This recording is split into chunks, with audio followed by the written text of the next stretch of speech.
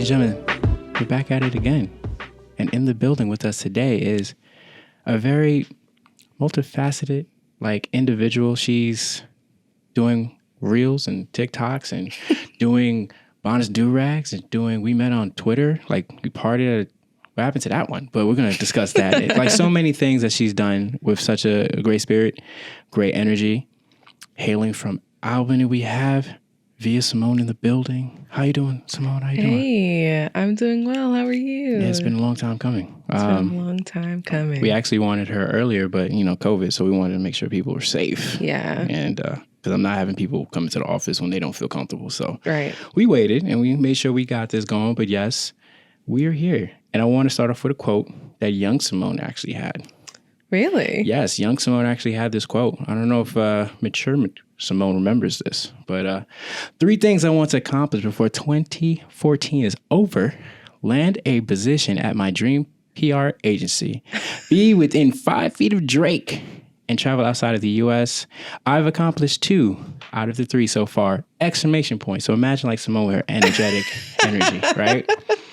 So you said this you said this back in your collegiate days. Yeah. Do you remember that?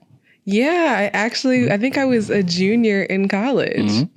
That's crazy. You just triggered the inner depths of my memory.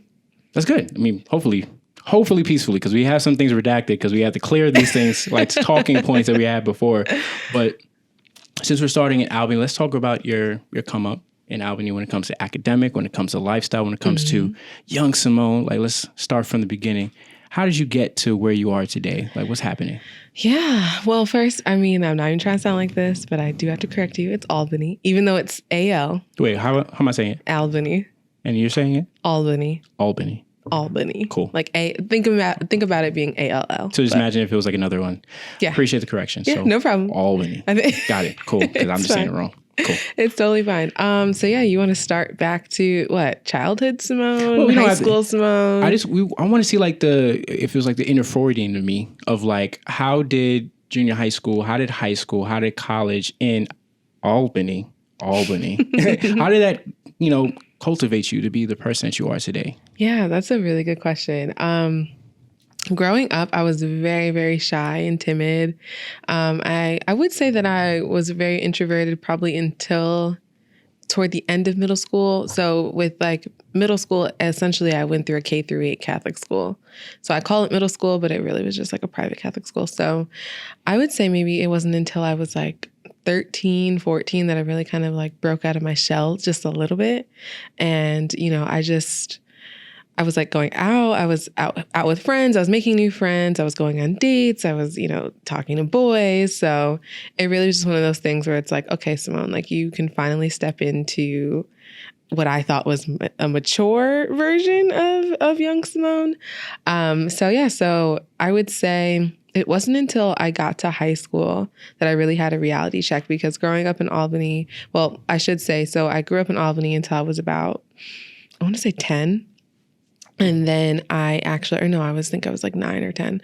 And then we moved to an outer suburb, which was 15 minutes away from Albany. And so, but even from moving, I still ended up went to the private school, and I graduated there in 2007. And then in 2007, in September, I went to the high school that I graduated from, which was basically a predominantly white institution. So I went to a high school, PWI. Ooh. There were 500 kids in the class. I was one of 5 Black people. Ooh.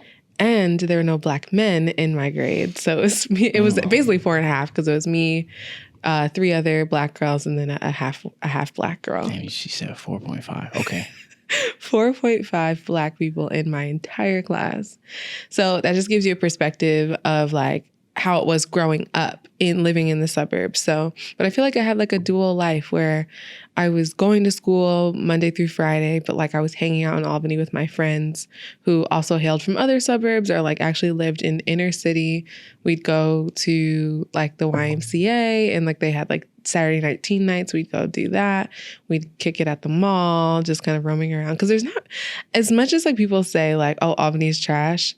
It's growing up in it. It was kind of fun. There's a lot to do. I've never said or felt that Albany's trash. Maybe the other people from the other 5 boroughs because Yeah. we're egotistical. We think we're the best. Yeah. I've always thought of Albany. I'm just like, I'm sorry for the pause, but I'm getting used to saying it correctly. It's okay. Because it's like the capital of New York. I've always thought of it like a cool, relaxed, laid back younger brother. Like, as in, like, if New York City is like very chaotic we have a lot of things going on in the 5 boroughs, and then adjacent, like Long Island, and you have Jersey City and like all that. I feel like Albany, getting used to it. It's more relaxed lifestyle. So it is a city. It's just not New York City, but it's a city somewhere that has things to do. So it's kind of like if you have like those Disney Channel movies that are like always based in the West Coast. I always imagine like that's what Albany is like. That's what it feels like. That's a really good point. Cool. So I just want to make sure that that's was a great analogy. Yeah. It is just like that, where it's like you still kind of get that little like city vibe just a little bit, but it's very calm, relaxing. It's a great place to raise your family. But I will say, if you are in your peak like 20s and you're looking to establish your career, if you don't work in like a healthcare or like government kind of related like field, you're likely not going to find what you're looking for. And that's why I left. But yeah, to speak on my experience, just kind of growing up, like going into high school down there or up there, you know, it was rough. It was a culture shock for me. You know, being the only Black girl in very many of my classes. I remember one of the first weeks, I think it was actually the first week of school, somebody asked me where I was from, because all the kids who, you know, were in the high school, they basically grew up together. They went to the elementary school together, they went to the middle school together, and then they transitioned to high school. And so they hadn't seen me before, and they were like, "Oh, where are you from?" And I was like, "Oh, I'm from Albany." And they're like, "Oh, have you ever been shot? Have you ever seen anyone like get shot?"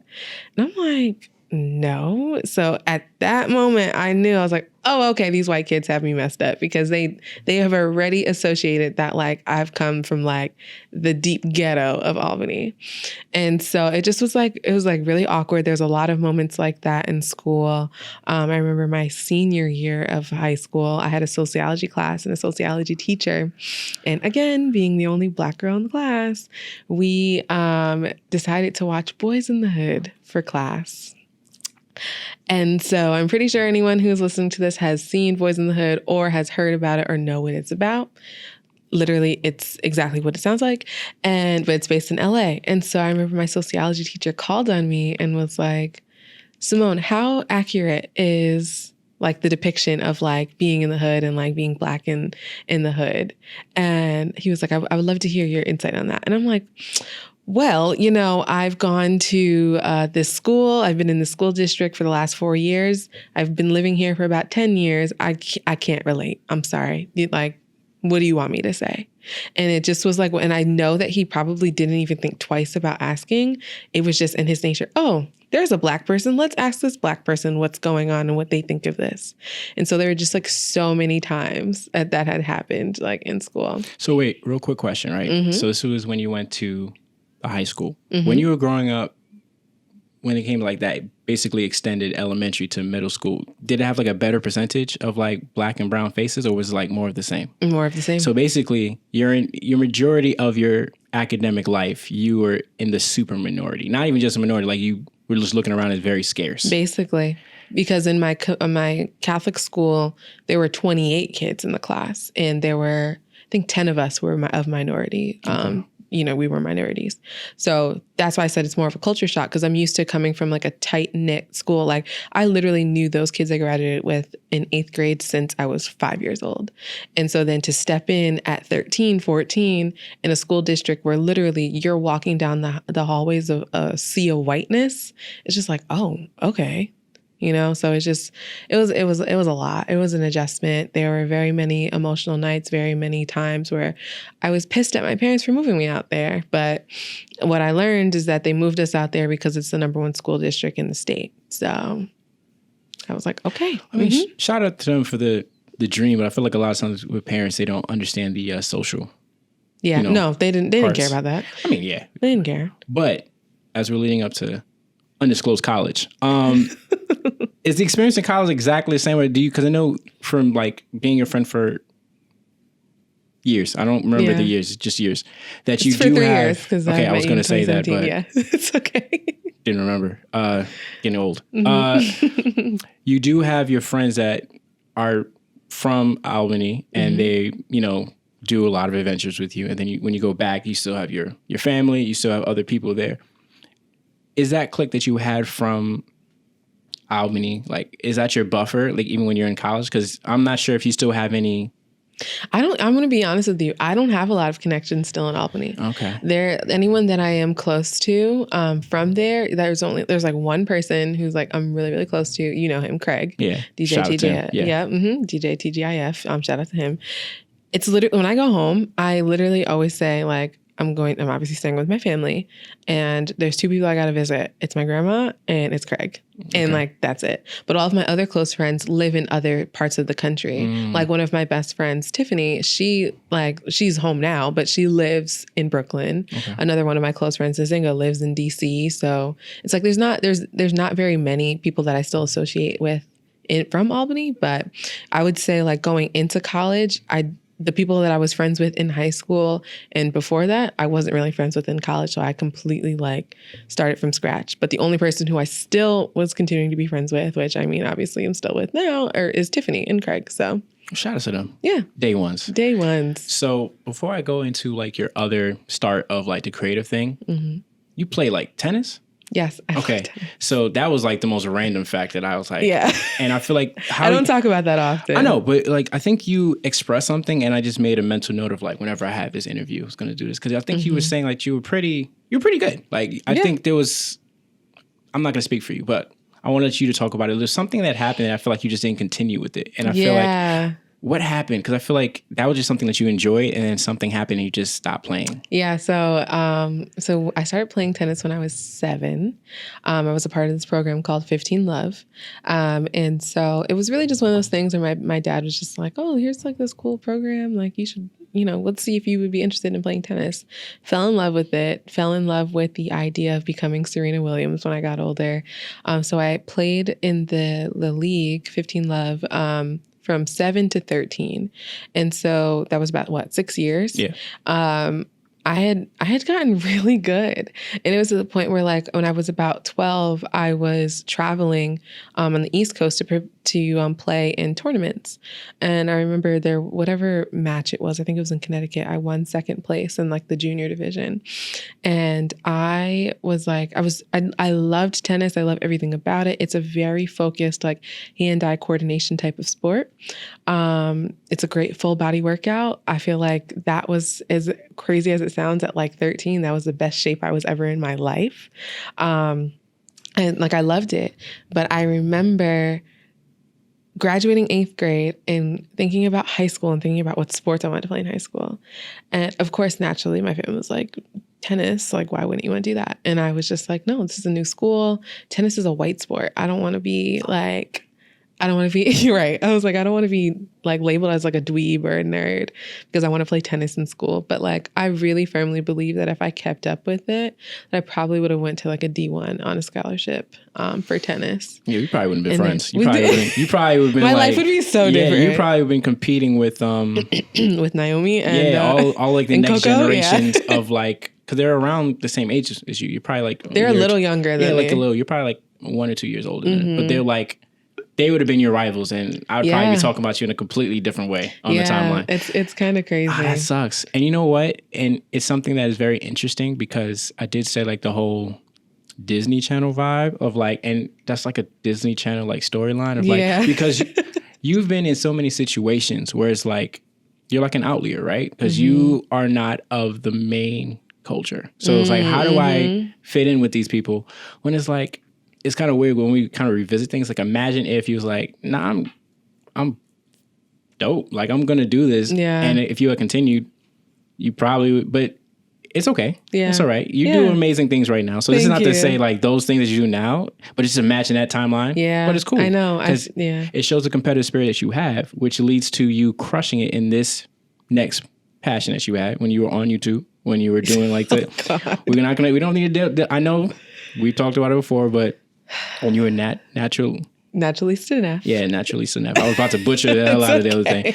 Like, that was just interesting seeing you because to me, when I started watching YouTube videos in college, like 2010, 2011, 2012, when it comes to like people building their platform, like either in comedy, either in like skits or either with the makeup and the visuals is like people that have started that and continue, they have like millions of They're followers. millionaires They're now. like, they're already grandfathered into greatness of that level. Now, the only reason why, like, even with the whole storytelling I'm doing right now, tennis. Oh, I know what themes you're pulling. Tennis, right there. YouTube, right there. Right there. And the next things that you're doing, you're right there. But I'm just keep that going. Like, how was that experience of like editing, creating these concepts, making it real, continuing to do this on a weekly basis? Like, what was that? I mean, before we get to that, I wanted to make mention of a common theme that I just picked up on from this conversation is that there is I feel like a lot of my life, I have been trying to figure out where I fit in. And so I feel like a lot of my time growing up, I think it was Earl Sweatshirt. Somebody said it. Somebody said, I'm too black for the white kids. I'm too white for the black kids. It sounds like either Earl Tyler or Childish Gambino. One of the three. And I remember it was like a Tumblr quote. And I just was like, fuck yes, that is exactly how I feel. And so I'm just thinking about how all of the things that I went through, like especially with tennis, or even just trying to figure out like my footing in high school, or even like stepping into like this YouTube space, really trying to figure out where I fit in, what my niche is, and like how I can accelerate with that. So yeah, speaking on YouTube, that was something that I was just doing just to catalog my own journey. So I started because I went natural, and I will say that I probably was one of the first people in my circle, definitely one of the first people in my family to go natural. Like that was like an unheard of taboo kind of thing in my community. And so I remember I was in college, I was dating someone at the time, and I just remember just being like, I'm just gonna big chop. I'm just gonna cut it off. I'm gonna use some scissors, go in the bathroom and see what happens. And I cut my hair. And how low was it? Like super low, like some, what's her name? Like Nia Long? Was it like how No, much not was low it like that. I would say probably just a little fuller than yours. So it wasn't a whole lot. It was a little mini fro. Okay. Yeah. But I didn't I didn't shave bald or anything like that. And I remember I went to the bathroom, cut my hair, came back and like went into like my friend's room. And I was like, hey guys, I went natural. And everyone was like, the tears were there, but they weren't happy tears. And I just was like, yo, what did I do? Like, I was mortified, but I was excited. And I remember like going over to my boyfriend at the time, Storm, and he was a white man. So that's interesting. Yeah, I know. No, that's one thing a lot of people don't know about me either. But I went over to his dorm and I just was like, oh my God, what did I do? And he embraced me. And so I will say, and I'll give him his credit there, like he really kind of helped me, regain my confidence in being natural, especially in being natural as a Black woman. And I know it sounds crazy to say, but it was just one of those things where, again, trying to figure out where you fit in, how people feel about you, how people view you. So to be with a significant other at the time and someone who wasn't of my ethnic background and still kind of feeling like empowered, it really helps. So that's why I started. And so he used to call me Nefertiti. And so that's why I was like, oh, Naturalista Neff, I'm going to start that. I'm going to make a YouTube channel about that. And so I just started cataloging my, my natural hair experience, the styles that I did, all of that stuff. That's another problem I have too. I'm not great with content consistency. And so I won't say that I was making videos every week or twice a week or anything like that. I will say the YouTubers that are famous now, that are millionaires now, that started at the same time that I did, that's what they mastered, and they knew how to feed their audience, and they knew how to continue to feed their audience. But editing and filming, it's a lot of work. It's a lot of time. And being a full-time college student while also working 2 jobs, while also trying to have a YouTube channel was a lot. So I would put the YouTube channel on the back burner, in terms of the video, the hair tutorial kind of content that I did. But what I started doing was doing fun, boyfriend tags with him. Those videos blew up. Those videos, I mean, they're on private now and they'll never see the light of day again. Okay. And so, but those videos used to have hundreds of thousands of views on them. And I remember it was to the point where I was getting so many views that I was starting to get YouTube ad revenue from it. And I was getting a couple $1,000s in checks every month just from like the AdSense. And so I was like, oh, I can get used to this. But then of course, when, relationships don't work out, then you're like, okay, well, that content can't happen anymore. And I tried to continue on with creating the content that I wanted to about like my hair, my lifestyle, beauty, whatever. And all people would say was, oh my God, where's your boyfriend? What happened? And it's crazy. Internet people are crazy. Like they literally were making up scenarios about what happened in our relationship. Like, oh, she cheated and she did this and he left her for this. And I'm like, you guys are making stuff up right now. And it was a lot. I like tried to disable my comments and I was like, you know what?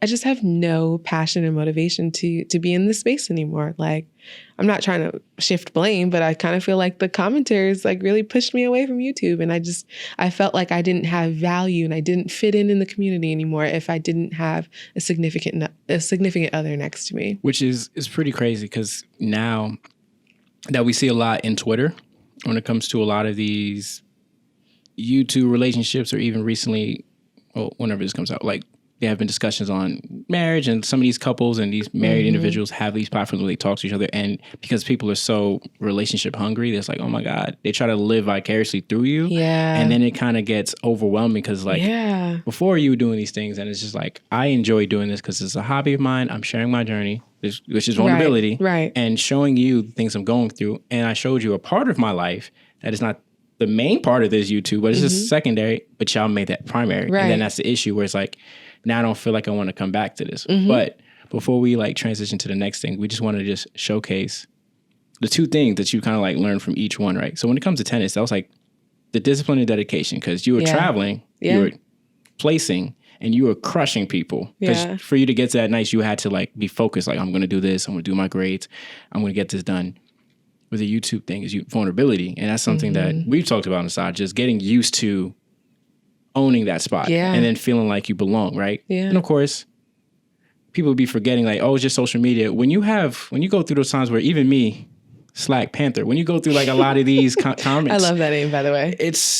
You have to either lean into it like Drake, or I would always say you have to like just, run against it. And I feel like for me, I'll lean into it, but it sucks where you basically are flamed for like 3-4 days. And it's like, for sometimes it could be longer. And it's like, this is not the fun aspect of trying to be big in social media. Yeah. Of like getting to those levels where, this is going to be positive, but there's going to be consistent negative. And that really shows. But when it came to like your spotlight that you had on the She's a Boss, I thought it was Oh my God. I forgot you was going to do some research. I wouldn't have you come here if I didn't do research. Like, I feel like, but it really goes to show, like, there's a lot of things that you've done and you just gotta, I don't know which redacted or not. I know like the schools was redacted. And to make it easier, because if we're going to talk about college, you might as well just go ahead and say the college name because there is some comparison that I need to pull for that. Okay. So you can go into St. Rose. You were like a public relations intern and administrative assistant for associates like this firm. And then you graduated from the College St. Rose with the BA in communications and public relations. And you're also working within, I think, a college, Excelsior. Yeah. Yeah, I was working in higher ed. Yeah, so I think that's like one of those pages got me to your quote with the Drake thing. Like, I feel like one of those things, you had that quote up there as like a profile piece. So when I was looking at your name, it was one of those things where I was like researching you. Like, I was like, oh, this is juicy. But I think when it comes to all those things, it shows to like when it was your inevitable time to leave Albany, where it's just like, you're an outlier in this place. I need to fit in. I need to go to a place where I can really spread my wings, get this creative juices going, and something that I'm passionate about, that instead of people trying to tell me what I need to do, y'all going to take this content and love it. Right. So let's talk about that transition from you graduate from college, you're not doing this YouTube channel. How do you get to New York? I know you've kind of talked about it before in other interviews, but like your story, when I hear it, it's really motivational. So I want you to talk about it. Thank you. Yeah, no, I graduated school in 2015. I got a job 2 weeks after graduating, working at Excelsior. I was there for 2.5 years, and I was just very grateful to be in that space because it was the first time I was really getting like real life, like communications experience. They bet on me. They hired me as an assistant for 3 months. It was only supposed to be a temporary thing. They were like, we value you and we want to create a full-time role for you. And so they created a full-time role. And I remember getting my offer letter and being like, and I don't care about sharing figures. I was like, oh my God, $44,000. Like, I was like, oh, I'm rich. Like, oh, I can't. You come out of college at that time. Yeah. I'm like big spender. Yeah, like, okay. Got me a car. I can do what I want. I can take myself to the mall, Dad. I can do this, Mom. So yeah. At 22, 23 with $44,000 is like, oh, wow. Like that's amazing. So no, I just was excited about the fact that I had a salary paying job and I felt like I was in a comfortable space. But that's the thing. I was comfortable. Mm-hmm. And so I knew that I had been itching to tap into my creativity. I didn't really know what it was, what it really looked like. I tried to act on my creativity at work, but because it's a higher education institution, it's not as flexible as I would have liked to. There's only like this much and you can only expand it this much. Yeah, exactly. So I felt very boxed in. And I was like, okay, Simone, what can you do creatively outside of work that makes you feel like that fulfills you, basically? And so it wasn't until maybe, I want to say late 2016 that I had, I'd been heavy on Snapchat, and on Snapchat I was doing like these things I called them bonnet talks. It was like on Friday nights or whenever weekend nights, I was just kind of like spewing out my ideas about dating and relationships and what I've been experiencing, all this stuff. It's not content anybody had asked me to do or, had even been saying, we want more of this. Like nobody was doing that. Like I was like, this is what I want to do. Because I cherish the idea of like being in my most vulnerable state, because I literally had, like, if I hadn't taken my makeup off, I had my full face, but I had my bonnet on. It was like the step right before I was getting ready to go to bed. And so then one time I'm like driving, and I feel like I heard God say, Bonnets and Durags, a Pillow Talk podcast. And I was like, ooh, what'd you say? And then I said it again out loud, and I was like, oh my gosh, that's it. I have to do a podcast. And I felt like it was the perfect, medium for me, because I have stage fright and I really don't like being on camera. As much as I love like taking selfies or whatever, or taking pictures, I feel like it's because I can control how I look and how the world views me, versus like being on camera and, people seeing me like agitated or nervous or slipping up or hearing my lisp or whatever, so. I didn't even know you had a lisp. It comes out sometimes. Didn't even know. I try really hard to just learned something really new. Didn't even know. Yeah. Okay. So I just was like, I want to start this. I want to start the podcast. So I started that in 2017. And then I just was like, I really enjoyed throwing events too. Like because in college, I was the president of basically it was called Spectrum, but it's like our Black Student Association. Okay. And so I really enjoyed like kind of coordinating events and bringing people together for experiences. And I was just like, what can I do to create that in Albany? Because one thing about Albany, I will say, they're very stuck. I would say they're stuck in 2006, and they are a bandwagon culture. And the reason why I say that is because I feel like people in Albany can't really get off and do the things that we do down here in the city as creatives without having someone else buy in. And so it's like, I could host an event, or I can throw an event with Craig, with DJ TGIF, but people are coming because of him, not because of me or any other like up and coming creative. I mean, and this is subjective, that somebody who's listening to this from Albany can disagree, but this has been my experience. I don't feel like it would be the same kind of value if I were to step out and say, I want to do this. I want to introduce the world to this. Because I was actually talking to my friend Nzinga last night, and we were just saying how like the work that we do in our metropolitan areas, me in New York City, her in the DMV, the crowd in Albany wouldn't receive that in the same way. And so it's like, I was like, okay, well, let me take a bet on myself to see what could happen. So I hosted my very first event. It was called 4-4 Formation. It was a Bay Z paint and sip. And so what I ended up doing is I synced with my friend Jalan, who is a artist, a painter. And I said, how do you feel about doing a sip and paint? I'll curate a playlist where it's literally nothing but Jay-Z and Beyonce. It was right around the time when 444 came out. And I was like, let's see if we can sell 30 tickets. We sold 30 tickets in like 48 hours. So we were sold out. We got the venue. It was like the perfect experience. And so this was like July 2017. And at this time, I have no idea that I'm moving to New York, because what I wanted to do, like what I was saying before about how like I was feeling very comfortable, I knew there was a next step, but I didn't know what the next step was.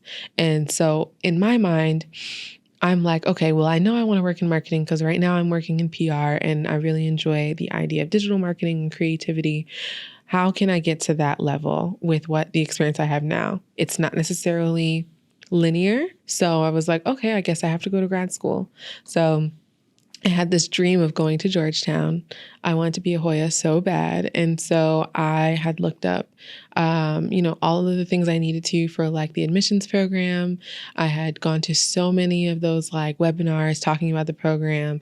I was getting ready to apply because I wanted to get my master's degree in integrated marketing communications to essentially be doing the kind of job I'm doing right now.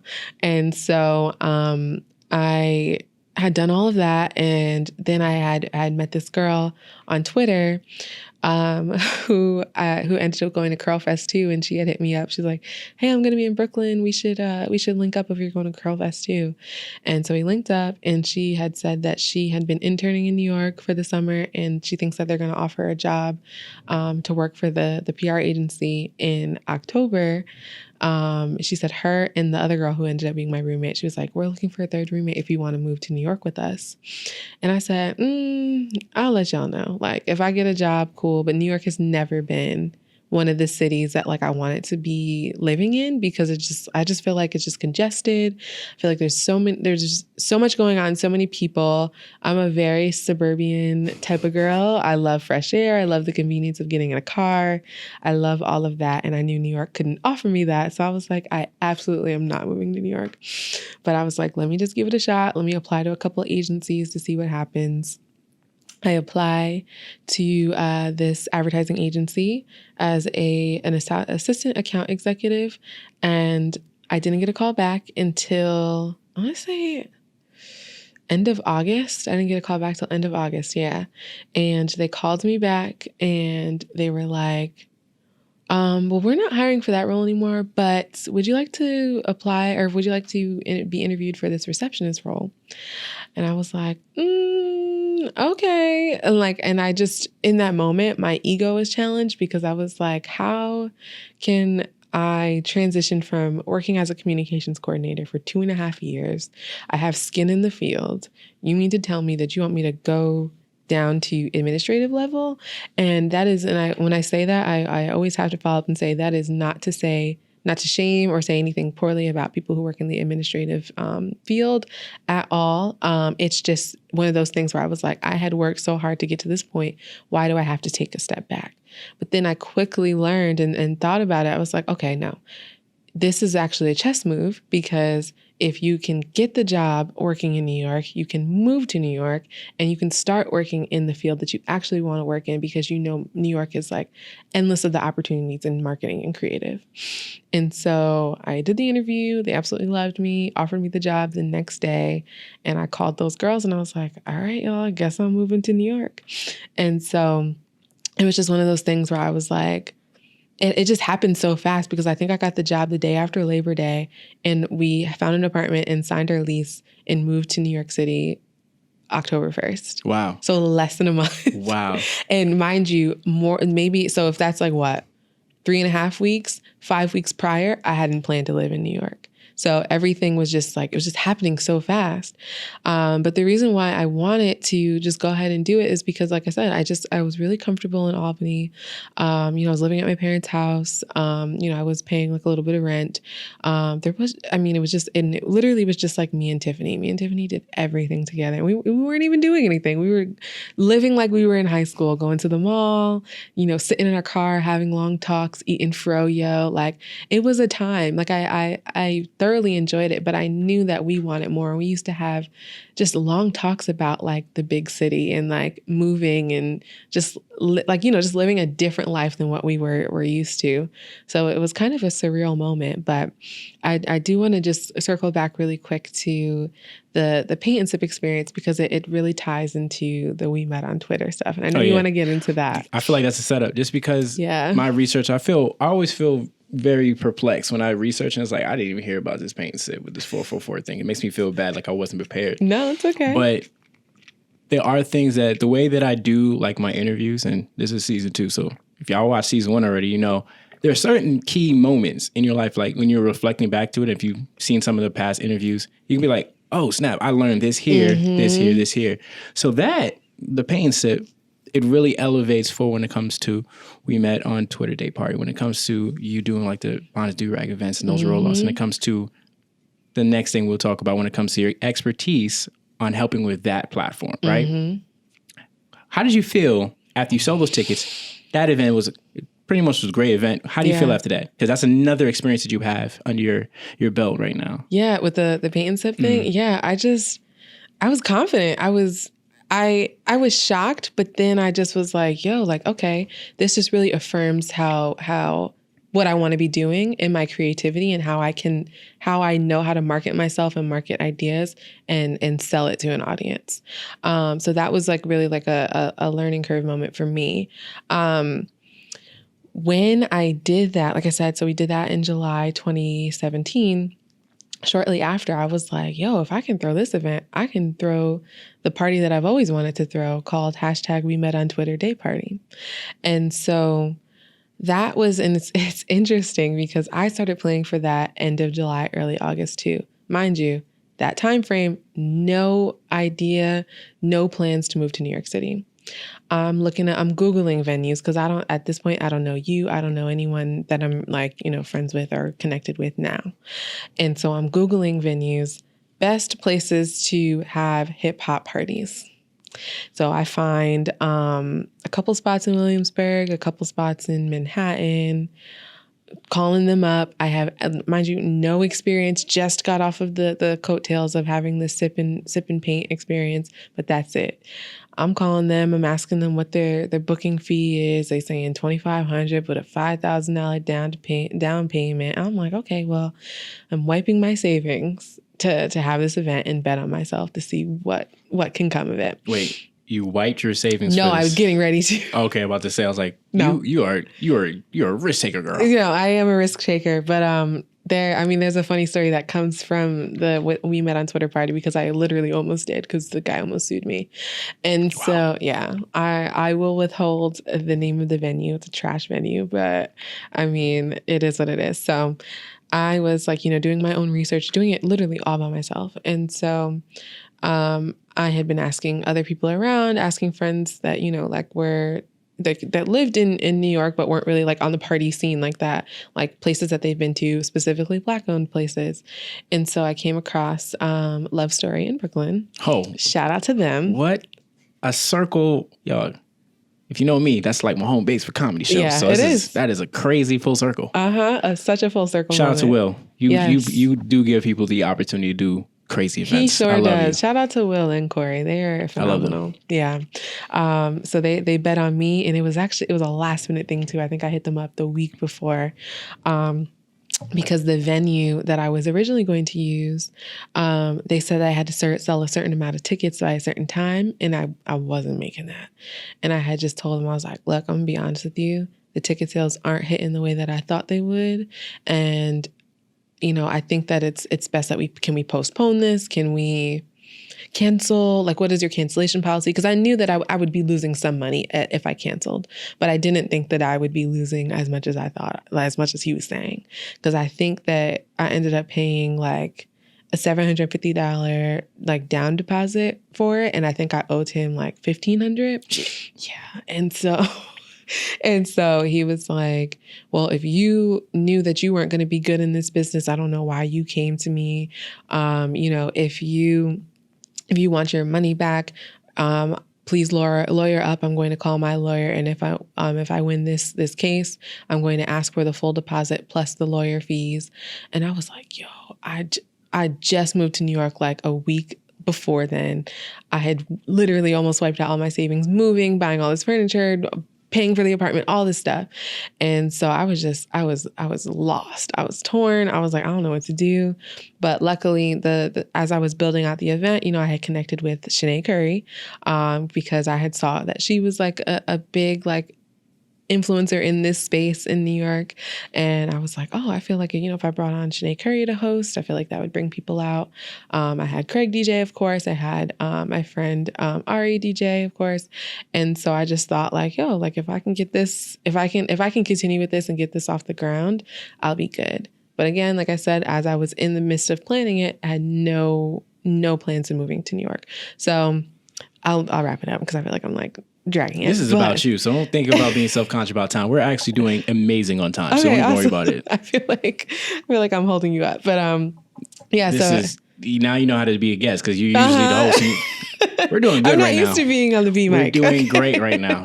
I'm just quietly listening. Thank you. Where is this Nat? There's always a Nat that becomes every season that he just pops out of nowhere halfway through the season, like through the episode, be like, "What's good? I'm in this episode too." Literally, it's crazy. He wants the time. No. He wants a moment to speak. It's probably the same one that was on whatchamacallit's head. What's that dude? The vice president? Mike Pence? Yeah, don't speak he that. Probably the same way to be like, hey guys, what's good? I just did some recon mission. Anyway, because focus. we're not trash. We're not. That's why he didn't land on us. Focus.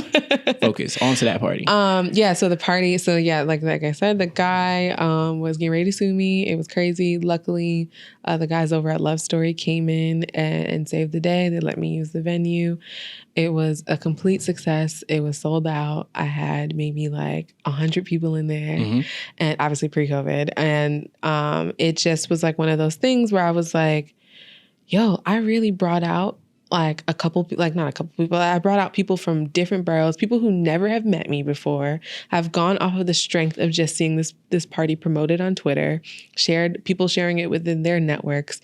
And it was like to the point, like day of, people were hitting me up like, yo, like how much to get in? Like, I really want to get in. And I built the idea really off of the premise of like, I'm in Albany. I have so many people I'm connected with on social media who live in New York City. It feels like we're friends, but like I've never met them before in my life. And I was like, this emotion, this feeling, I'm pretty sure other people have too. Why not just throw something that we all can like link up and like actually like get to know each other and meet each other? Like, why not just do that?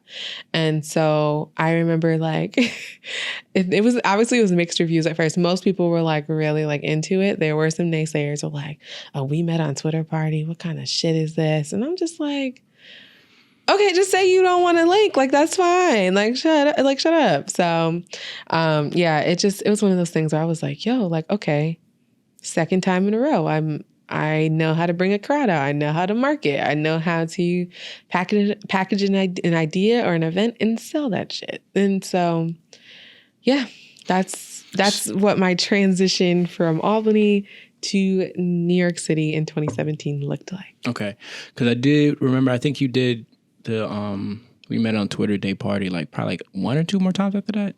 Like, was it like one more? I think once more. Once more? Yeah. And that's it, right? Yeah. Okay, because we transitioned to Bonnets and Durags, but that's because technically, when we think about it now, the Bonnets and Durags parties kind of encompass that, but in a different and grander package and thing. But I just always think that's important because before I met you, because 2017, you probably wouldn't get to see me because I was sad. Dealing with breakup, that's when I started doing comedy, and I was figuring out my stuff. So I wasn't into the scene until 2018, where I was just popping up on it. But events. I met you in 2017 though. Remember we did Wingmen and we were at Love Story. That's the only reason why, because someone was like, yo, Skip, get out the house, let's do some acting stuff. Because before people was like, I was just like Suicide Watch, like, yo, this boy, again, this is not about me, but it was really sad. But it was like the only reason I was like, oh, Simone's mad cool. Like, we had a scene in that thing. So that's when I met you. And normally when I meet people, it's like, give me social media. So I'll keep up with you. Yeah. But I wasn't really at events. I was just coming out of that sadness cocoon of like sad so boy. So you weren't at the We Met on Twitter day? No, I just heard about it. I was like, oh, this is awesome. But cool. Oh, thank you. So that goes to show with that. But I feel like with that party and then you doing season 1 of Bonnets and Durags, and it was 2017 or 2016? 2017. So Yeah. I did the first season of Bonnets and Durags in Albany. Yeah, so I remember listening to it because I have like my rule. I always listen to a podcast from the beginning to the present, and people might call me weird, but I feel like that's not weird. for me, it's just like it really helps with the storytelling of like seeing the growth. So I was like listening to all your Albany friend stories, and then I had critiques from like that season, and then the next season because I think I was in season 2 or 3 in one of those seasons. Actually, I think it was, I came back twice. But the growth of that, because your Albany friends were like very machismo, very high energy, and like you were kind of like just really cool, calm, collected. And I was like, I mean, they cool, but that's not why I'm here. Yeah. So that's why I feel like I was kind of like pivoting back to Bonnets and Durags. Like you've went through the evolution of you in that platform. If I can cry right now in like this podcast, I probably would, because like it's such a beautiful thing. Because like I saw where it was in season 1, and we're in season what, 4 right now, 4. and it's like each season has gotten better, and you can't really say that for every podcast because I listen to like 60 and I'm crazy. Yeah, no, you. So like for when I always say like, yo, this is one of the top things, I'm not saying that just because we're friends, because the evolution is important. So season 1. You kind of were just like, you were there, but you weren't really there. Let's talk about that. I was going to say season 1, that was really my thing, to like kind of turn the mics on and sit back and let y'all talk. And when I say y'all, I mean Black men. Because the whole reason why I started the podcast is because it was especially during a time where like people on social media, particularly Black men and women, were very, very aggressive, expressive, all of the adjectives on social media, especially on Twitter.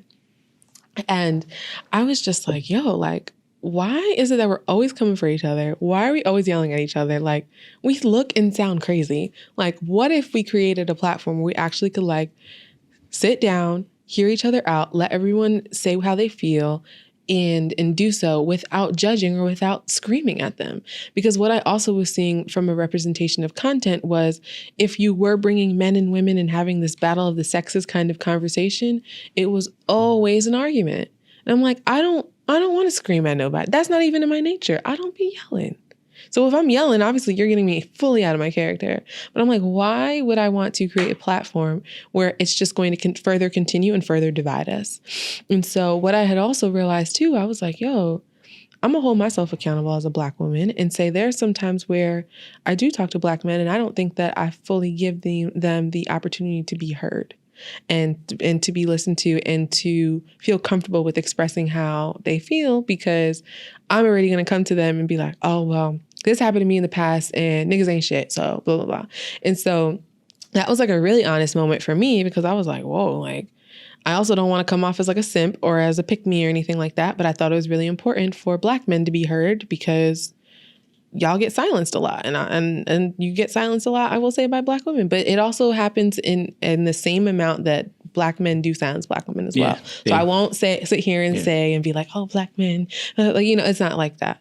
But I recognize that was a divide, and I was like, okay, what can I do to create that conversation? And what really, really took it over the edge is when I had a conversation on the timeline about dates. This is the time when the hot topic was $200 dates.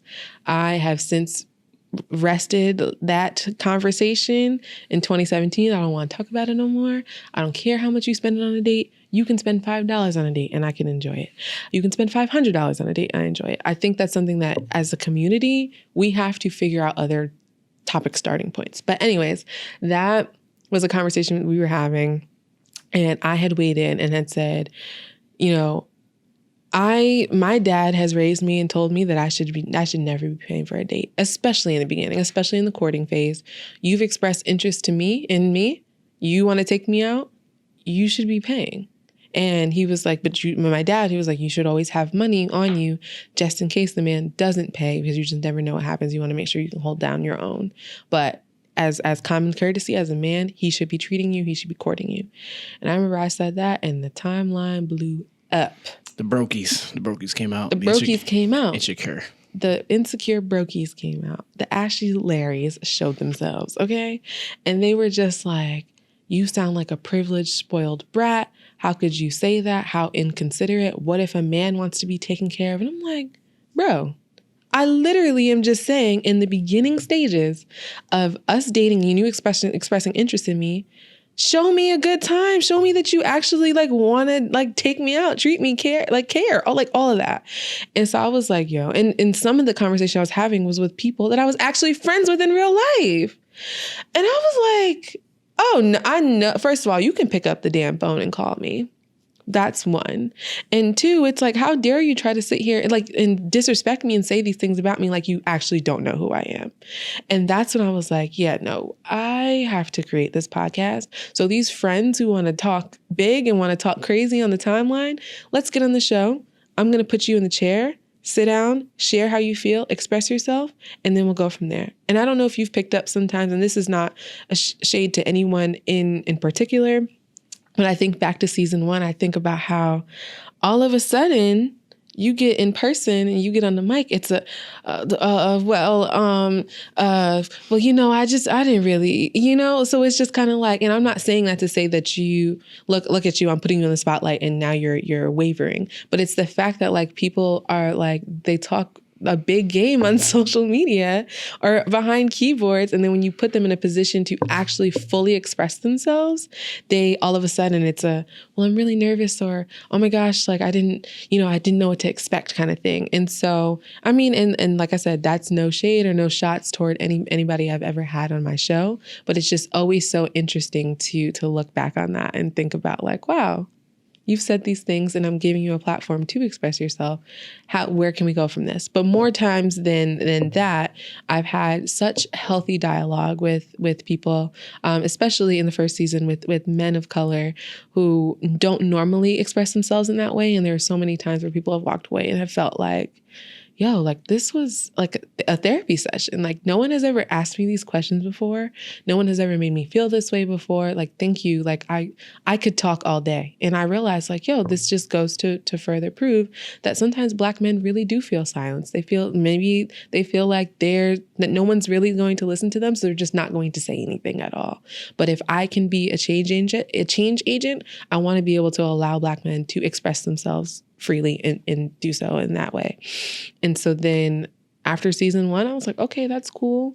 Don't really know where season 2 is going to go. But when season 1 wrapped up, I had already moved to New York, and I wasn't sure if I was going to do season 2 in New York because I was still making friends. I was still meeting people.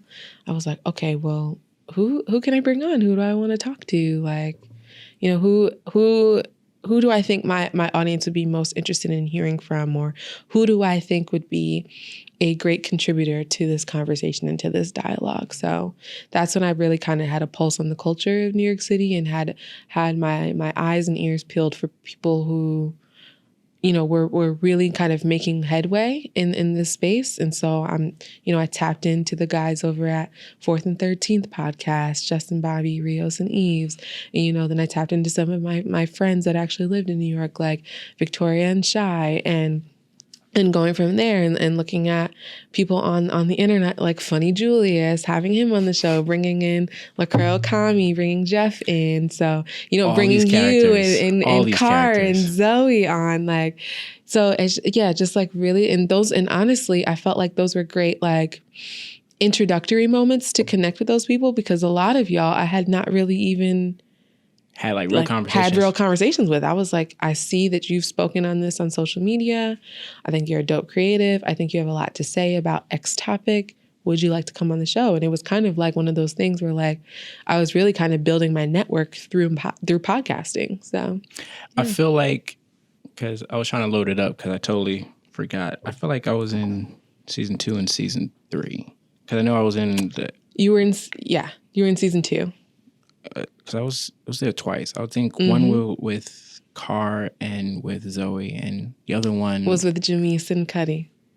Yes, and that was because Jamise wasn't there and Cuddy Palance. I think that was still season 2 though. Really? Yeah. That was sheesh. Yeah, that was a long time ago. Because one, it was like the networking thing. Because I know Cuddy, shout out to him. It was like networking Poppy, and Jamise is going off with her 2, 3. She does a lot of platforms. Yeah, she has a lot of platforms too. I feel like with what you were doing and how you were doing season 2 was what I was happy about, because I think by that time I listened to your podcast and I already was like, yeah, okay.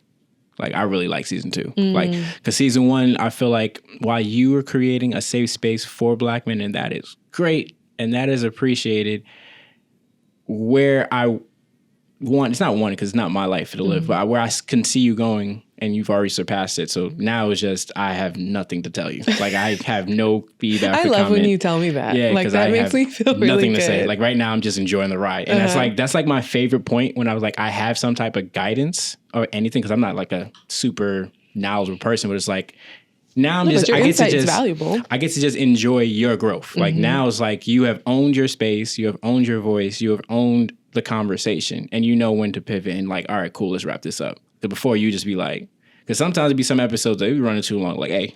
Yeah. Hey. And I think now because you. Oh, go ahead. Sorry. No, this is your conversation. I'm just setting up for you. Now it's like you came into season 2, and I feel like any feedback you got from people and within yourself is like, all right, cool. I'm the new kid on the block in New York City, but this is different. Now, look at everything I'm setting up for right now. Before in school, you were the outlier. You had all these people that didn't look like you. You're trying to fit in. Like, I'm not going to do tennis. I'm not really interested in doing this YouTube thing because it's not a safe space. Yeah. Now you're in New York. You're around the most creative and weirdest people all the time. They want to be around you. They want to be friends with you. Yeah. Talk about, like, I wanted to talk about each season and how you've kind of seen your own growth. Because I've seen it from the outside, but how did you feel on the inside, even creating it, building your own team, doing all this execution, going all these parties, bringing Craig down to do, like, every time he's been with you in those parties, done a great job. Yeah. Talk about it. Yeah. Oh my goodness. Yeah. Season 2.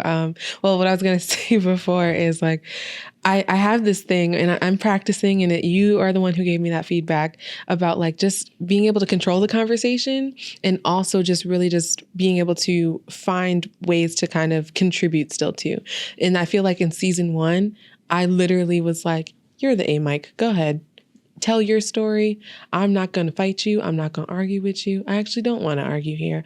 I want to hear your side of it. I'll ask you probing questions and then we can turn the mic off. So that's probably why it felt like a lot of like, okay, let's wrap this up because this person is, again, like it feels like therapy. They're literally laying on a therapy couch in season 1. So season 2 was like, again, that was my effort to network in this big city. I'm trying to think back to like some of the episodes I've done. Like I feel like I haven't done a lot of episodes, but I feel like now everything's a blur. But I just remember like I said, that was the way for me to kind of connect with people in this new space and really show them that like I value you and your opinion, and I want to in any way amplify you on my platform. And I mean, I'm not saying my platform big. I'm not saying it was big back then or anything like that, but it's like, how can we help each other? How can I help you? And so I feel like, and also in those moments, we're having intimate conversation where I'm having people share things that they've afterward told me. I've never told anyone that before. So, I was really able to like kind of create a bond from there. And so I remember too, it's a funny story. I think it was actually the episode that we did at Cast Sound Lab with Cuddy and Jamise. Reek and Mouse were coming into the podcast room afterward. Oh, yeah, for the He-Man's Women's Hater Club. Yeah. And so that was the first time I had ever met either one of them. To me, and I told Reek this before, but I was like, you guys were social media guys to me. So in a non like weird way, I was just kind of like, yo, like that's Mouse and Reek. Mm-hmm. And so I remember walking by and they were just like, yo, what's up?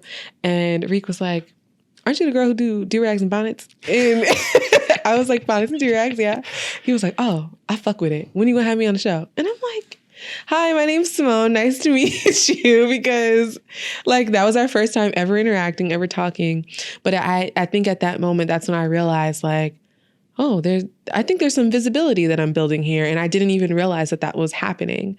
And so just like moments like that, that's when I realized in season 2, like, okay, this is picking up steam and it's being noticed in the community.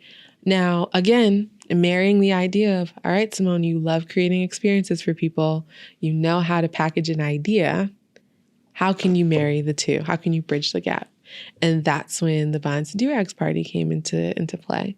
I want to say I did the first Bonnets and Durags party 2018. Because you've done Summer like 2018. 3 or 4, right? I think it's like 4. I've done 3. Because I hosted with you and Craig the first one. Time at Zombie House. And the second time. And then you hosted with me at Parish again. Yeah. And then the third time you did exactly what I wanted you to do and you just hosted by yourself. We're going to talk about that. Yes. But I did Hotel RL too. So did I do this 4 times? Already? Yeah, I think you did it 4 times. Because I helped with the first 2 and I think the third one was what I wanted. When you getting what I know you have stage fright. Yeah. But it's like you're kind of like, I don't want to say you lean on me because this is your brand. And I feel like when it comes to people's brand, I have no problem being like the Pippen to your Jordan. Mm-hmm. But at some point, I'm not here to take big shots, right? Mm-hmm. Like, my name's not on this. I'm just here to make people laugh and to keep this going. But I don't really need to be here. Like, I still came to the parties and I could, again, just see because when you're working, it's different than enjoying the party. Like, I can't enjoy the party. Like, I enjoyed it, so I'm not saying it was bad. But it's like the more the issues of being a host, it's like, all right, is she having a good time? Because it's her party. Yeah. What is Greg doing? How am I setting up for him? It's like that when you're in that bag where it's like, oh, okay, this is mad fun. Yeah. Like, and she's doing a great job. So I feel like for that, when you're doing Are like you talking that. about this last one I did in January? I mean, all of them are great. So I just. I think that I'm just saying, like, is that the one where I hosted and I didn't have it? That when you had your homegirl and the other thing at that place and you had all your team and it was like that place where we had like that little booth and people taking pictures and. Oh, that's Hotel RL. So wait, which one's the last one? The one in January that I did at Silver Factory. Was I there? I don't even remember. I wasn't there. You shaking It was your in head? Williamsburg. I wasn't there. No. Damn it. It's all right. It was a vibe. I don't know why I missed it. 200 people in there. And I know to party planners, people are like, oh, that's not big. But like the fact that like when you build something from scratch and you see it continue to grow every single time, I for sure was like, yeah, Simone, you're going to have a Bonnets and Durags party in summer 2020 and there are going to be 500 people there. But well, first of all, hats off to that. We got to actually sit in that and let that do. I'm kind of upset that I missed that one, but it's okay. No, it's okay. It's okay. Right. But even with that, just like I'm looking at the guests that you had from season 2, and you had people like the Debonair Douchebags, who is my gosh, yes. And then you had What's a Good Guy, and then you had I don't know when it's transitioning. What's a Good Guy in season 3? So I think that's the start of season 3 because I'm seeing like on SoundCloud because Apple Music is not letting me load it. So I was looking at that. I was like, oh, you had these people.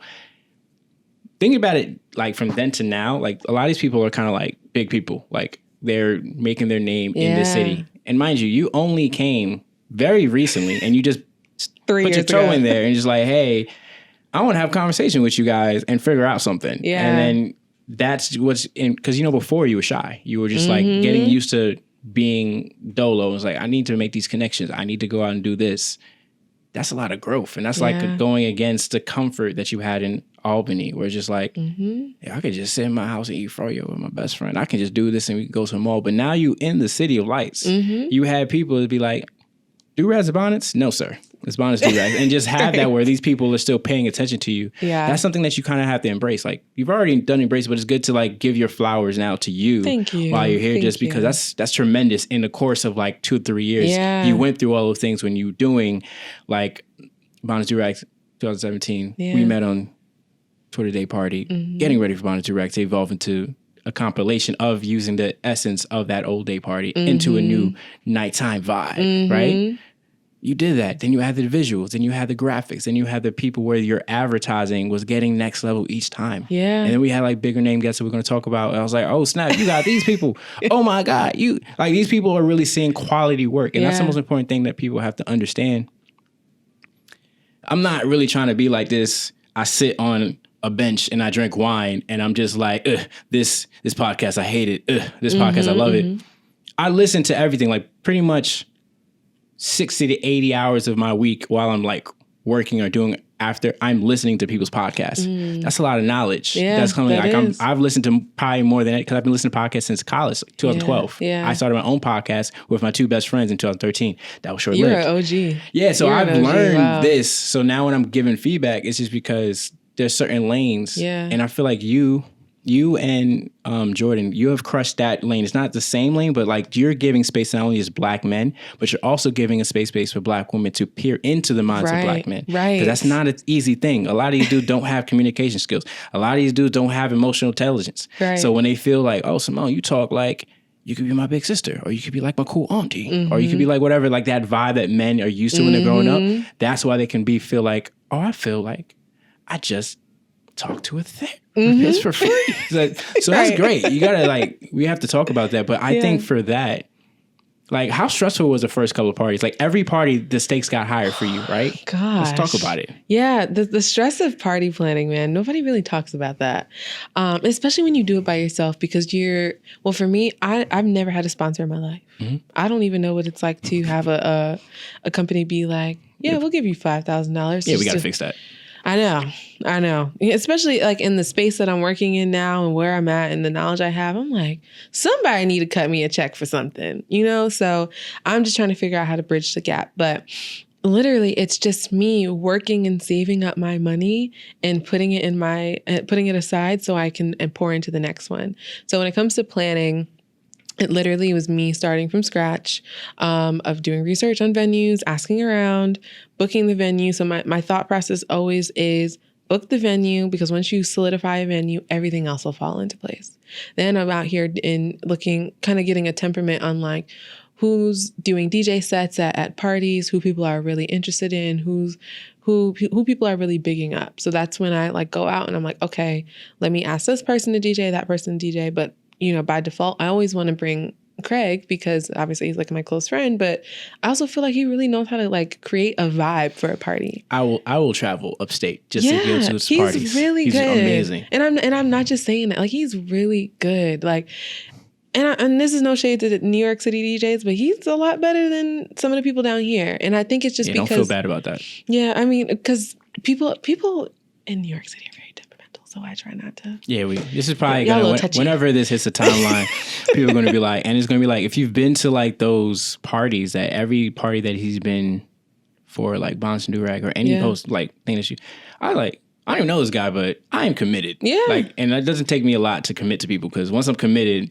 I am a fan. Yeah. But I was like, I've been a fan for all of his hair changes, all of his jewelry. Literally. And I think that's what's important. You want to create this familiar vibe. So Exactly. And so it's kind of like, I've kind of baked him into that.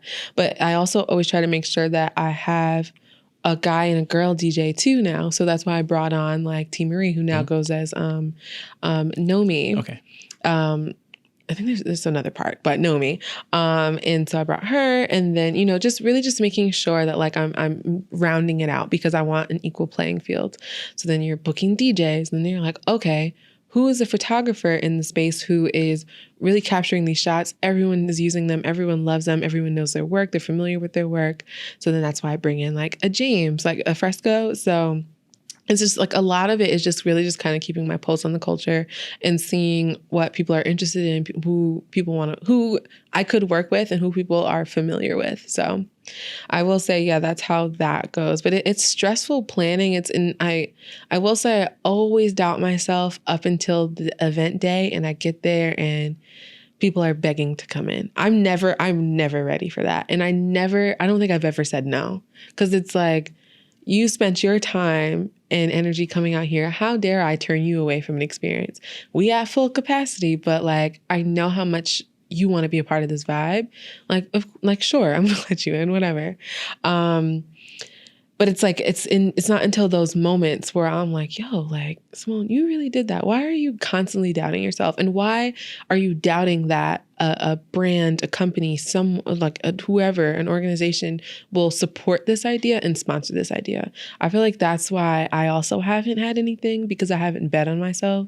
I've gone out to a couple of sponsors, but I've never asked for money. I've always asked for product. So I have had product sponsors in the past, but having a company cut me a check because they understand that they need to tap into a multicultural audience. And I literally have 200 plus people who have eyes on your product there. I don't know why I'm so scared of that. So I will admit that's been something that's been holding me up. I appreciate your honesty. Yeah. I really do, because I probably you should be, because I feel like it leans into the vulnerability from like the early things where you've grown from that, right? Yeah, for sure. Because like, I think I started hosting in the city around like 2016, then I stopped because of sadness.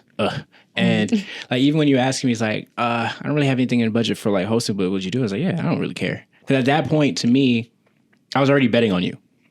Thank you. Like, I don't really, because for me at that point, there are times where it's like, all right, I need cash now from these people because I have no faith, right? Yeah. And for you, it's just like, I'm just gonna help retweet it. I'll post it on my Instagram. Thank I'll you. get it up there because again, once I'm invested, like pay me is extra. Like, look, Yeah. it's a vibe. Let's make it right. Yeah. So like for me, it's like even now, it's like even if you wanted me to be like a secondary host to you, like I wouldn't. You don't have to pay me. Yeah, just I make sure appreciate that. the snacks. Of course, I'm gonna feed you. I'm gonna give you drinks. Eat. Yeah, I need to eat. Of course, I take food tickets, people. Yeah, but I think that's what it is because you probably didn't know that, but I was like, I would have done it for nothing. Mm-hmm. I would have done it for negative, like because I believe in you, and I think with those type of things, you don't understand how many people believe in you or support you until it's that time. Until right? it's that time, and now absolutely. With that demographics where you've done this. With several other parties, you've done this with that paint sip. Yeah. You have the data. You have the backing. You hit 10K on Instagram. You getting viral on these things. Guess what? You see these numbers? Pay me what I'm owed. Like that little Tom Cruise saying, I want you scream that. And I feel like this is those type of conversations where it's like, yo, you're worth that. And just make sure you know that because you did phenomenal things and you're going to do more phenomenal things. So this is like your own therapy session. Look at you, boo, boo. I know. Now you're on the other side. Look at that. So weird. And that's the most important thing. I feel like we need to hear these things, right? Yeah, for sure. Because when we get into like the next two kind of like areas, those things that you've learned from the previous chapters help you for even bigger arenas that you get into, even with bigger players. And this is not to dismiss those previous things, but like these next things, I'm really excited to talk about. Oh, Lord. Yeah, it's not messy, but I feel like with those things, we gotta next level, keep doing it, get those sponsors. Yeah. Bonnets and Durags. Now, while you're doing we have the 9 to 5, and we talk about the 5 to 9. Yeah. So same time you're doing the 5 to 9. 9 to 5, remember you talked about being a receptionist, and then you got to talk about how you make that, you transition into work, and whatever the job titles, we're not going to be redacted, the companies, but making that switch from receptionist back into your real, like, I'm out here to get it in New York City. I'm not really trying to be some receptionist looking cute and just be here. I'm really trying to go out in my field. Hustle. Tell how when you're doing these things on the 5 to 9, the 9 to 5 was like, look, I'm still grinding. I'm not trying to be in a reception for the rest of my life. So what do I got to do to get to that next point? Because some people have to learn. Sometimes you got to take a step back to get your foot in the door so you can show these people, I don't belong in the seat that you gave me. I need a cushier, more comfortable seat because I deserve that. Talk about that. Absolutely. No, you hit the nail on the head. Before we get to that though, I did want to add about the event aspect and about like your creative ventures. It's really important to have a team and really important to have people who bet on you and trust you and trust your vision. So one, I want to give you your flowers and say thank you for betting on me and trusting everything that I have been working on and creating. And also two, I would say it's really important to build a team. I've had great people I've worked with, like social media managers, people have helped me with planning events, doing research on events. So I just want to give them their flowers too. I don't want to make it seem like I've done all this by myself and I'm not even looking at who's been on my side or by my side and have helped me throughout anything. So if you are creative and you want to get your vision off the ground, and especially if it's something that's physical, like an event or whatever the case may be, bring in key people that you think are actually willing to roll up their sleeves and do the work with you. So just want to point that out. Okay. So in terms of the 9 to 5 and the 5 to 9, how those two worlds collide, how they're colliding for me right now. So I started the job as a receptionist, mind you, October 2017. Working the job, it's also not a culture shock, but it's a reality check for me because here I am, and I worked in a position where people were coming to me for insight on communications. I'm having conversations with journalists. I'm pitching media outlets, all this stuff, and so I know that the work is happening behind those glass doors, but I am on the other side of it, being treated like a novice and being treated like someone who isn't worthy or educated enough to have those conversations. And so I was working there for 4 months. And so I absolutely hated it. I thought that the team that I was working with, they were cool, but I just knew it wasn't exactly what I wanted to be doing. But again, it was a move, it was a chess move. It was a time to step back so I can understand that you need to propel forward. At that time when I started working there, I knew that I wanted to be in brand management. I knew I wanted to work with brands. I had the vision of, okay, Simone, you're going to get in the door because in 6 months, you're going to see if you can get that AAE position that you said you wanted when you first got here. So at my 3-month mark, I had like a check-in on like where I was going. We had a check-in conversation. They had told me, I told them, they were like, what do you want to do? I told them, I was like, I would like to work on the brand side of things. I really want to become an assistant account executive. What can I do to get there?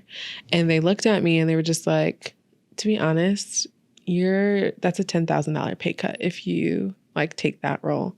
They were like, you can make it up by doing overtime, but the amount of money that you're making right now, you're better off just staying in this role versus like trying to go there. And that was a moment where I was like, oh, hell no. I need to go back to the drawing board, figure out what the next move is. Because again, that was the goal. That was the end all be all. I didn't even see past AAE. I was like, I just know that I want to work with a brand like L'Oreal and help them create their campaigns and all that stuff. And so that's when I was like, all right, Simone, let's pivot. You said that you want to work in digital marketing. How can you get there? There I am on using their internet and their Wi-Fi while I'm pressing the button and opening doors for people who don't even speak to me in the morning on how I can get to that next level. What do those jobs look like? Kind of pulling my own like little weird portfolio of like all these job descriptions and trying to build like a dream job role for myself. And so I had said that I want to work in digital marketing. I want to work for a Black-owned company. I want to work in media. Come across this job for this prominent Black-owned company, Black-owned media publishing company. Saw that there was a content marketing specialist role open. I looked at the job description, saw that I only knew how to do maybe about 40% of the role. The other 60%, I was like, I don't think I'm qualified. I put it away. Then I revisited it and I was like, you know what? Actually, no. Let's see what they're looking for and see if you can learn those skill sets before you get an interview. And so I think there was an opportunity for someone who was like well-versed in Google Analytics. I was familiar with Google Analytics, but I wasn't certified. So what I did during my time as a receptionist, I spent a week doing a Google Analytics like course. I did the course, I did the test, got certified. So by the time I went in for the interview, I went to her, my director at that time. I went into my interview and I was like, look, I may not have skill sets in this, but I'm skilled in this, this, and this. And I actually am also Google Analytics certified too. I'm a fast learner. It's easy. Like I pick up on things pretty quickly. I can pivot. Whatever you need me to do, I can do. And so from there, obviously I was like so freaking nervous because I was like, this isn't even my wheelhouse, but I'm gonna give it a stab because while I may not have ever worked in digital marketing, I have done work with like social media marketing. I have the communications background and I have an understanding that PR and marketing aren't twins, but they're sisters. And so I just kind of led with that. I shared my editorial experience with her, all of that. And then, I had a second interview with the VP of the department. And then I did a test and I ended up getting the job. And so what she had shared with me after was she was like, I had faith in you because even though you didn't necessarily have all the skill sets I was looking for, I knew that I could, kind of just, shape you and teach you the way and that you would be able to handle it with no problem. And because of that, she really held on to that. She kept her word. She showed me all the ropes. And within 6 months, I was promoted to content marketing manager of pop culture. And that was a transition that I never would have saw in October 2017 because I became manager in February 2018. No. Hold on. We not math right now. We got math real quick. I'm not a mather. Hold on. So it's October 2017. That's 10. I started my new job at that Black-owned media publishing company February 15th, 2018. 6 months from then is October again? No, that's August. August. Yeah, because you said 6 months, right? Yes. Okay. August. We mathing again because I only go by numbers. So February is 2, August is 8. Please don't. I don't even do math at my job, and she does other stuff. We not accountants, so we got it. Okay. So August 2018 is when you got this this position. Okay. Yep. So I got that position August 2018. I'm operating in that role, and I wanted to love it, but I didn't. Because what I will say is, unfortunately, working for that company, there wasn't a lot of flexibility or freedom to actually do the kind of impactful work we wanted to do. And so there was a lot of flexibility and freedom to like kick it, to, be caught up in conference rooms, chilling, doing your work and enjoying your time. Celebrities would come in all the time. They'd do listening parties for us. We'd be in the room when they're recording their video content, all that cool stuff. But I was just like, yo, this isn't going to get me to the next level. And so,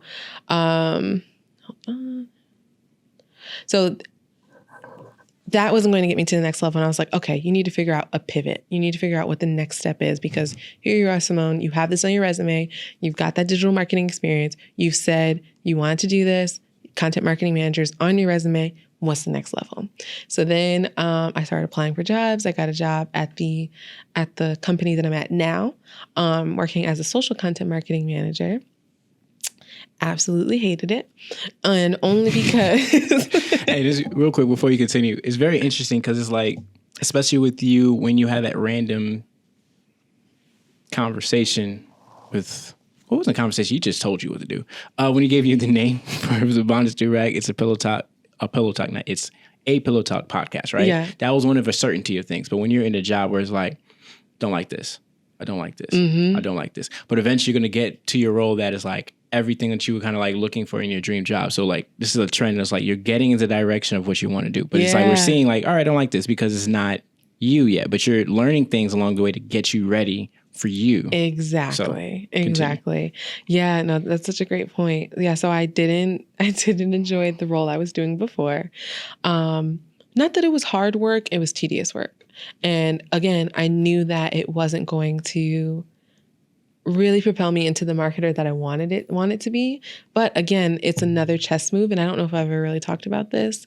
It was another chess move because it was like, I'm going to take this role to get to work at this big company, because I actually had 2 offers, and this job offered, and the other job was like seriously considering I had like 3 interviews, and the next step would have been an edit test and probably an offer, and that was for like a huge like Fortune 500 company. So I had to make a decision quickly. I was like, okay, do you want this because of the name, or do you want this because of where this other company can take you? So then I went with this other company where I was like, I can see growth here. Took that job, absolutely didn't like it at all. And aside from not really enjoying the work, I had a really, really, really shitty boss.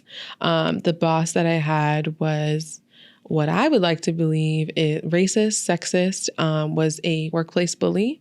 And so unfortunately, for the year and some change that I was doing that role, I was depressed. I was severely...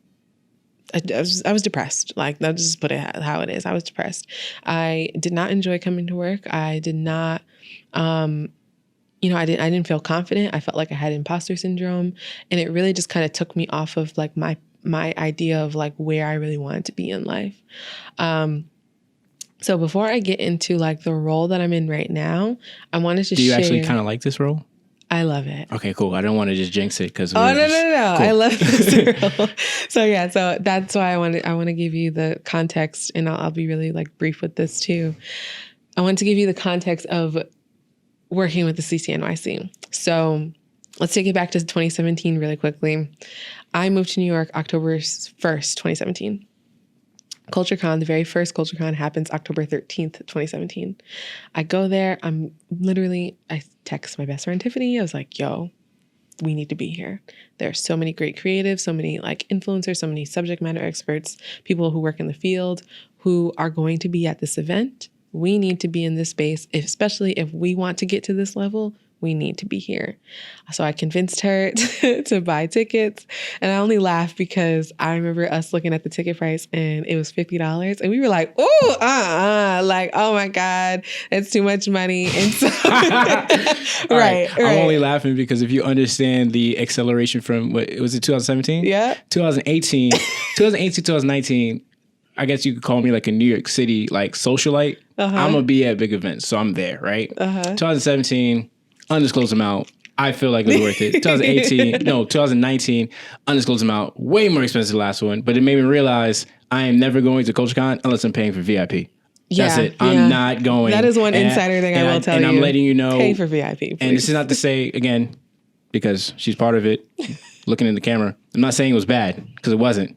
I'm just saying, for like the last one, I should have been VIP. It's an investment. I feel like, what is CultureCon? And I don't want you to say it because it's not about me. But when I went, it was like, yo, this is dope, right? And when I knew you were part of it, obviously bought into your brand and stuff like that. So I was like, oh, my friend, bang it. But then I was like looking at it as like, each time, in a way, their acceleration, how they evolve, kind of reminds me of you. Kind of reminds me of you and Bonnets and Durags when it comes to, all right, this is what we did this year. We're going to do it bigger. We're going to be as efficient as possible so we look as refined, and we're going to get it out. And sometimes there could be behind the scenes snafus. We don't know because y'all hold it together because like we're going to do this as a unit. That's why team building is so important. Yeah, absolutely. And as you go back to brief, like a little back to season 2 to season 3, big evolution. Season 3 to season 4, where you got even more vulnerable. Like I feel like you're just in that pocket of you're comfortable. So when you're going back to CultureCon, let's talk about the experience of $50 tickets. And at that time, that was a lot. But when we look at it now, it's like, if I get CultureCon tickets for $50, and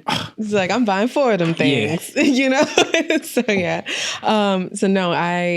went to CultureCon. I felt like it was a life-changing experience because I just was like, yo, this is where I want to be. I never felt, again, chasing that theme of like feeling like a fit. I finally felt like I had a fit at that moment. And I often say, you know, I feel like I found my tribe. And so I, started going to more of the events that they were having, went up to Imani and asked her like, hey, I love what you all are doing. I would love to volunteer my time to like help y'all out. I know that they were big on people volunteering because they also were starting from the ground up. Literally, not saying no budget, but literally just starting from the bottom and building from there. And so I wanted to be able to help them build. And so I was volunteering. There was an opportunity that came up for an assistant role. I applied for that, got that. And literally, again, that was a short-term period. That was a short-term role. Didn't think I was going anywhere past the end of the summer. Then they said, hey, you wanna help with CultureCon? I was like, oh yeah, sure. I can do that. Literally got onboarded onto the CultureCon work for year 2. That also was a life-changing moment. Stepping into year 3, another life-changing moment because at that point in year 3, I was on the talent and programming team. And a lot of the work that I did was coming up with the concepts and the conversations that were being had on those stages. And so that was like a surreal moment for me because you know how much I really care about curating meaningful dialogue.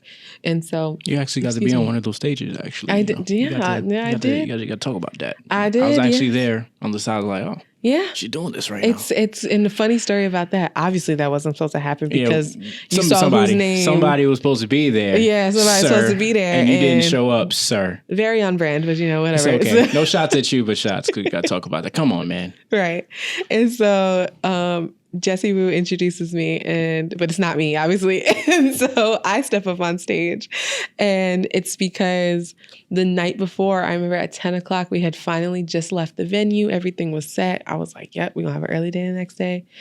Imani texts me and goes, Simone, do you want to moderate the conversation tomorrow? And ironically, it was the conversation I felt most passionate about. It's the one that I went to bat for. And it was called We Live, How to Optimize Your Podcast for Success. And so I interviewed Hawk. I interviewed Phoebe Robinson, and I interviewed this woman named Jessica who works for Anchor at Spotify. And I was like, I literally am interviewing these 3 bigwigs in this space that I personally want to be in. And I created all the questions. I curated the conversation. I booked the talent. I I was nervous, but I felt so at peace. Like I was just like, this is it. This is why I'm here. This is what I want to be doing. And so that just was like one of those like beautiful full circle moments for me. But the reason why I say that the work that I'm doing now and the work that I did with CCNYC, the worlds collide, is because I work in partnerships with the company that I'm with now. And so much of my interview was me talking about the work that I was doing with the CCNYC. They loved the fact that I had digital and social experience, but those skills necessarily weren't needed for the job that I'm doing now. They loved the idea that I was very familiar with talent, comfortable with outreach, comfortable with logistics, event logistics, figuring out what the next move is, creating runs of shows, just all of the things that go into the back end work of like booking and prepping talent and getting those people on these stages and coordinating these events. And so the experience that I had there really transitioned into what I'm doing now. And I really think that's what sealed the deal for me to get this role now. Because at the beginning of the year, when people started asking me, what's next? What are you doing? What's going on next? What's your 2020 goal? I had said, if I could find a job if I could find a full-time salary paying job doing the kind of work that I do with CultureCon, I'll be so happy. And so then I came across that role and I almost denied it at first because I was like, I'm not ready. There's no way that I'm ready for something like this. And my friend convinced me. She was like, girl, you literally told me 2 weeks ago that this is something you want to do. This is a dream. Just apply and see what happens. And I got the job. And so it's just, I feel like a lot of my life, especially a lot of my professional life, has been full circle moments like that. And so, but now I'm at a standstill because, I have an incredible boss. I have an incredible team. When she asks me, Simone, like, what's your career goal? What do you want to be doing? What's your dream job? I literally had to say to her a couple of weeks, like, not trying to sound cliche, but I'm working it. Like, I haven't even thought about what else could come from this because I'm currently in the midst of what I said I've always wanted to do.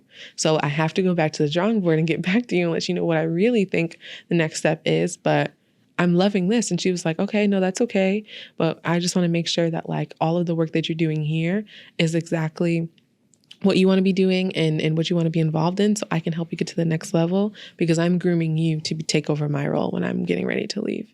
And I'm like, yeah, like I've never had a boss talk to me like that. I was happy. My heart was full. So, quick question. Yeah. What is the background of your boss right now? What do you mean? Like, what do they look like? What is their background? Oh, like ethnic background? Yeah. She's a Filipino woman. Okay. I want to say that makes sense. Yeah. So, quick segue. I think it's important to note all the people in your life journey when it comes to the people that wanted to groom you for that next spot, like the one that groomed you into that next spot in the 6 months and you became the content marketing manager. Yes. Right? Mm-hmm. Those people that just look at you and be like, woman. I'm going to push you. Right. Yeah. And then this is a Filipino woman is like, I'm going to push you. Right. Yeah. I just don't know where yet because you don't know where yet. Yeah. But those are the type of people that are important. Absolutely. Because a lot of times we don't have those advocates. We don't have those people that they want to pour into us. Because sometimes even in the corporate world, when it comes to people of color, it's a very interesting concept where it's just like they'll think I am the senior person of color and she's coming up, she's an upstart, she's going to try to take my spot. Yeah. When usually there can be other spots where it can be like, I'm not taking your spot, but I'm taking a spot close to yours in a different lane. Right. You just got to help me get to a higher place instead of like trying to knock you down. Like if people ever watch Being Mary Jane, that literally happened in that show. And I watch all types of Black content because I need to know what happens with men, women, and now intergender and other denominations. This PC culture. We're going to be respectful for all of you. But in that show, it made me realize they both technically could have won. It's just that because everyone was forcing them to fight because they don't want to deal with it. Right. Instead of they can play the game where it's like, we can both win. So I think that's something to note when it comes to helping you get to this spot where you had friends like, didn't you say this? And it's like, you had people like, didn't you want to do this? And it's like, you had people like, don't you want to host this? Yeah. These are things that you should not only just clap it up for yourself, but the tribe that you've kind of amassed, right? Yeah. Because you've went from a place from being in Albany, and I said it right? Yes, you did. Albany.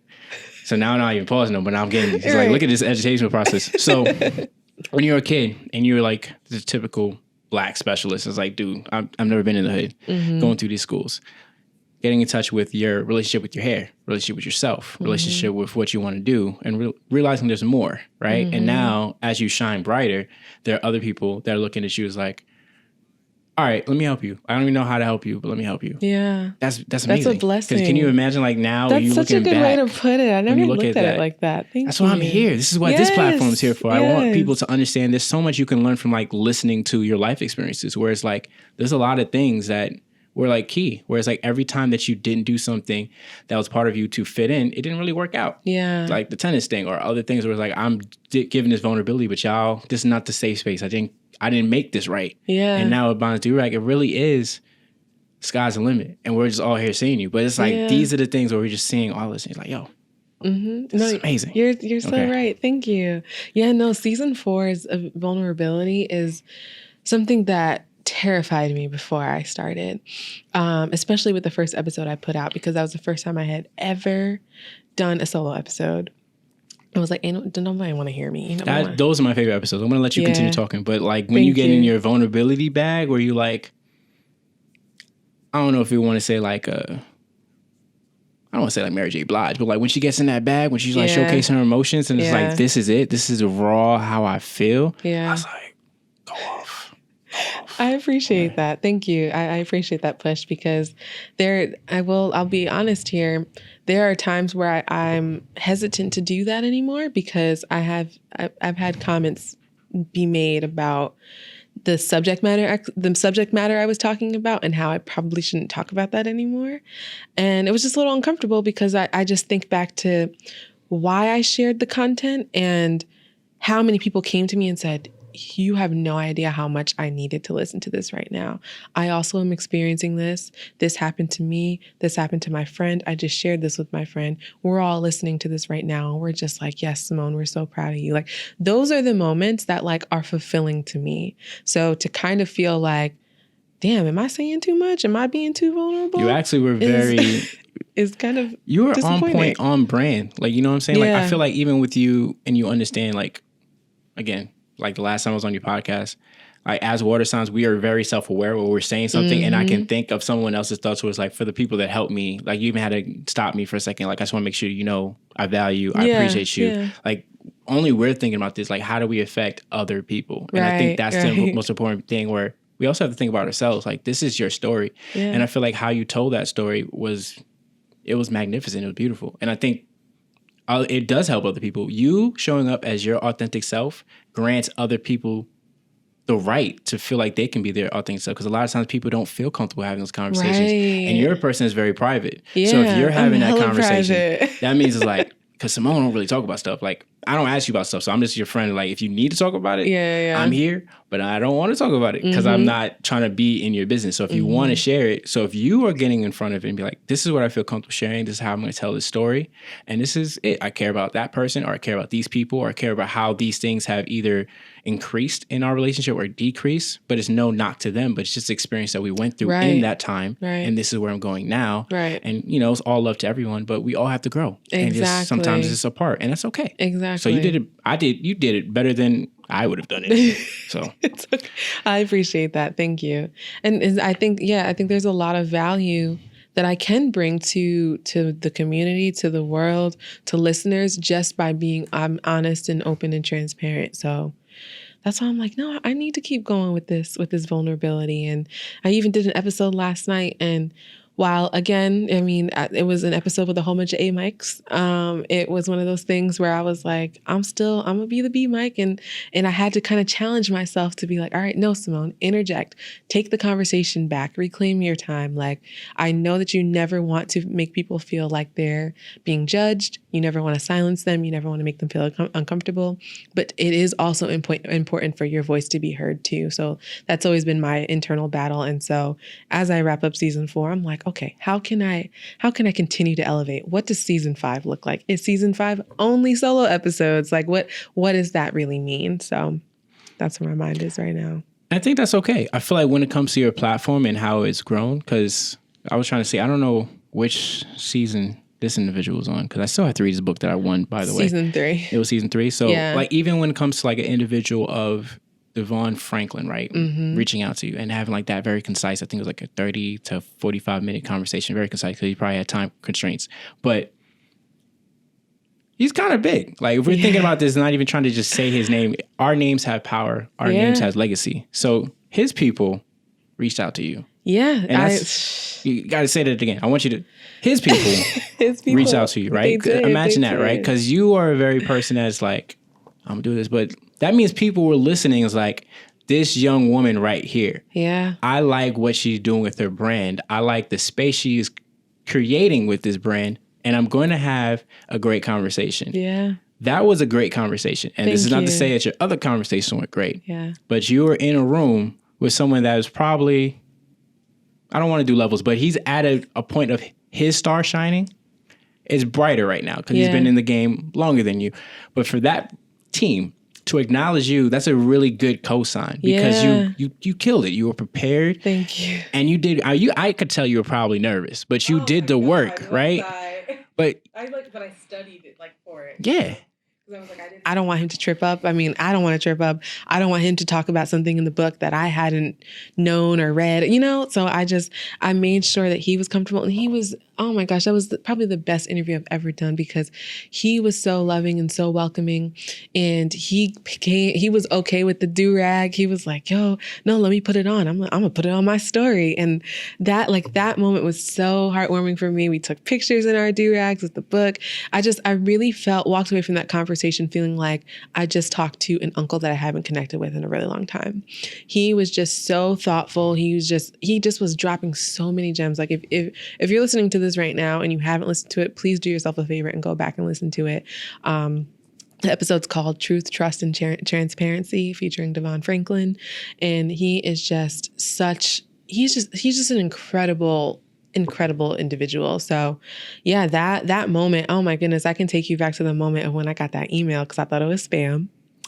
And because, when press people send, they're like, I guess you would say like media pitches, it's just so chock full of information and links and pictures. It comes off spammy. So I was like, ain't no way this is real. I closed the email, came back to it and read it. I was like, yo, and I was at work. And I was working for the Black company at that time. I was like, yo, y'all, look at this, read this. Tell me, you think this is real? I emailed her back. She got back to me and was like, yeah, he's going to be in town next week. We'd love to set some time up. Oh my God. I started crying at work. I literally got on the floor. I was like, Lord, what have I done? I don't know where this is coming from. How did these people find me? I was just so eager. And I was just I was so excited. But I was like, what? Why me? In that moment, I just kept saying, why me? What is it about me? Why? And so when I finally met with Devon and his publicist, I had asked them, I was like, how did you even come across my platform? I'm a pretty small platform, but I appreciate you reaching out. I'm happy to have him here. She was like, yeah, I was just doing my research on Black podcast platforms and seeing who was in the market and who was having conversations about what. And I thought that your podcast was the perfect fit. You're talking about dating and relationships, but from a mature lens, she was like, I think it would be perfect in alignment with the new book that he had coming out. And I was like, oh my goodness. And I think at that moment, that was a moment when people and y'all be like, oh, Legend Simone or Angie Martinez Simone, or you really out here doing the thing. I think that's when the moment when I was like, oh, okay. I can kind of believe the chatter that I'm hearing from my peers, my friends, my counterparts. So it was a surreal moment for me, but I was just like, yo, if you can get someone like this, imagine who else you can get. But again, getting in my own way, because they reached out to me, I've never sought out to interview another big celebrity influencer talent like that. So, and I think it's just, again, the fear of they're going to think that my platform's too small, or that they don't want to talk about this, or they're going to be uncomfortable, or maybe I'll get so nervous that I won't create a meaningful conversation like how I did with that last one. Can you even recreate something like that, Simone? So, yeah. Yeah, we're going to challenge you. So the first one you had with the sponsors and the second one with the interviews. And I feel like, from one creative here to another, I feel like a lot of people think that I just do way more, especially with how I connect with people. Like there's a lot of people like even connecting with some influencers that are not even in this country, people that are amazing writers, people that are, they live in different cities. The only thing we have to remember is there is no other Via Simone, right? Well, technically someone else has that tag, and whenever that person frees it up so you can be the real Via Simone. But, I wish I could reach out to her. The thing that it is right now is like, and this is why I always tell people, be really mindful of what you're doing with your platform, because you never know who's paying attention. For a job that I used to work at, I think before the current job that I have now, I was working in like a market research company. So for like surveys and stuff, I can even like, we were doing like picking people. So you look at the Twitter profiles, you look at the Instagram profiles.